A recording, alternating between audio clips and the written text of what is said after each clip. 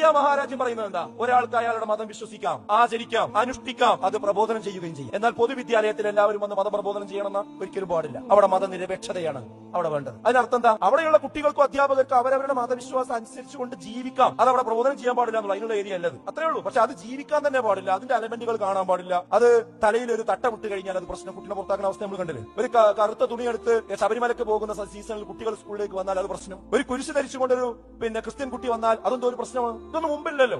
ഇത് പ്രശ്നമാണ് പറഞ്ഞാൽ പിന്നെ അതൊക്കെ സൂക്ഷിച്ചു വെച്ച് പിന്നെ നമ്മളെ പെൺകുട്ടികളും ടീച്ചർമാരും ഒക്കെ ഇനി ആ മക്കനിട്ട് ആകെ പ്രശ്നമാവും, ഞാൻ കുഴപ്പമാവും, എന്റെ താടി കുറച്ച് നീട്ടുണ്ട്, അത് നീട്ടുണ്ടായ ആകെ പ്രശ്നമാവും. അങ്ങനെ മതത്തിന്റെ ഒന്നും മതം എന്ന് പറഞ്ഞാൽ വലിയ എന്തോ ഒരു പ്രശ്നമാണ് എന്ന രൂപത്തിലേക്ക് വരികയാണ്. എന്നാൽ ഓർത്തു വെച്ചോ, മതം എന്ന് പറയുന്നത് കളവ് പറയാതിരിക്കൽ മതമാണ്, വാഗ്ദാനം പാലിക്കുക എന്ന് പറയുന്നത് മതമാണ്, മുതിർന്നവരെ ബഹുമാനിക്കുക എന്ന് പറയുന്നത് മതമാണ്, ചെറിയവരോട് കരുണ കാണിക്കുക എന്ന് പറയുന്നത് മതമാണ്, ഒരു അധ്യാപകൻ തന്റെ ജോലിയിൽ പ്രതിബദ്ധത കാണിക്കുന്നു എന്ന് പറയുന്നത് അവന്റെ മതത്തിന്റെ കൂടി ഭാഗമാണ്, സാമ്പത്തിക കാര്യങ്ങളിൽ കൃത്യനിഷ്ഠത പാലിക്കുന്നു എന്നത് മതത്തിന്റെ ഭാഗമാണ്, ഒരാൾ കുടുങ്ങുമ്പോൾ കടം കൊടുക്കലും ആ കടം വാങ്ങിയ വ്യക്തി സമയബന്ധിതമായി അത് തിരിച്ചു കൊടുക്കുകയും ചെയ്യുക എന്നത് അവനെ സംബന്ധിച്ചിടത്തോളം അവന്റെ മതവിശ്വാസത്തിൽ നിന്നുണ്ടാകുന്നതാണ്. രോഗിയായി കിടക്കുമ്പോൾ ഒരാൾ സന്ദർശിക്കുക എന്നത് മതവിശ്വാസത്തിന്റെ ഭാഗമാണ്. ഒരാൾ കിടക്കുമ്പോ അവന് ഭക്ഷണം കൊടുക്കുക എന്നത് മതവിശ്വാസം അവനെ ബോധ്യപ്പെടുത്തുന്ന കാര്യമാണ്. മാന്യമായ വേഷം ധരിക്കുക എന്നത് മതവുമായി ബന്ധപ്പെട്ട കാര്യമാണ്. 3 പേര് ഒന്നിച്ചിരിക്കുമ്പോൾ ഒന്നിച്ച് നടക്കുമ്പോൾ അതിൽ നിന്ന് 2 പേരെ മാറ്റി നിർത്തിക്കൊണ്ട് സ്വകാര്യം പറയാൻ പാടില്ല എന്ന വിശ്വാസം പാഠം മതത്തിന്റെ പാഠമാണ്. പരദൂഷണം പറയാൻ പാടില്ല എന്ന് പറഞ്ഞത് മതത്തിന്റെ പാഠമാണ്. സ്വന്തം ഭാര്യയെ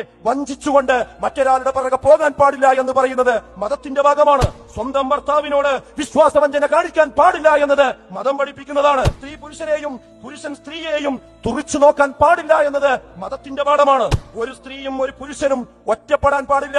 അത് ബസ്സിലാണെങ്കിലും ബസ് സ്റ്റാൻഡിലാണെങ്കിലും യാത്രയിലാണെങ്കിലും ക്ലാസ് റൂമിലാണെങ്കിലും ഒരാണും പെണ്ണും ഒറ്റയ്ക്കിരിക്കാൻ പാടില്ല എന്നത് മതവിശ്വാസത്തിന്റെ ഭാഗമാണ്. മാതാപിതാക്കളെ വൃദ്ധസദനങ്ങളിൽ തള്ളാൻ പാടില്ല എന്നത് മതവിശ്വാസത്തിന്റെ ഭാഗമാണ്. മറ്റു മതങ്ങളിലെ ആരാധ്യന്മാരെ ഒരാൾ നിന്ദിക്കാൻ പാടില്ല എന്നത് മതവിശ്വാസത്തിന്റെ ഭാഗമാണ്. പലിശക്കെണിയിൽ ഒരു കാരണവശാലും നമ്മൾ തലവെച്ചു കൊടുക്കരുത് എന്നത് മതവിശ്വാസത്തിന്റെ ഭാഗമാണ്. കുറഞ്ഞ അളവിൽ മത്തുണ്ടാകുന്നത് പോലും ഉപയോഗിച്ചാൽ അത് മദ്യമാണ്, ലഹരിയാണ്, ഒരിക്കലും ലഹരിയിലേക്ക് പോകാൻ പാടില്ല എന്ന് പറയുന്നത് മതവിശ്വാസത്തിന്റെ ഭാഗമാണ്. അന്യായമായി ഒരാളെ വധിച്ചാൽ ലോകത്തെ മുഴുവൻ മനുഷ്യരെയും വധിച്ചവനെ പോലെയാണ് എന്നത് മതത്തിന്റെ പാഠമാണ്.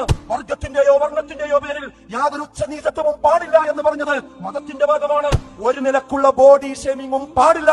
കറുത്തവനാണ്, വെളുത്തവനാണ്, കുറിയവനാണ്, തടിച്ചവനാണ് എന്നുള്ള രീതിയിലുള്ള വാക്കുകൾ ഒരു കാരണവശാലും ഉപയോഗിക്കാൻ പാടില്ല എന്നത് മതവിശ്വാസത്തിന്റെ ഭാഗമാണ്.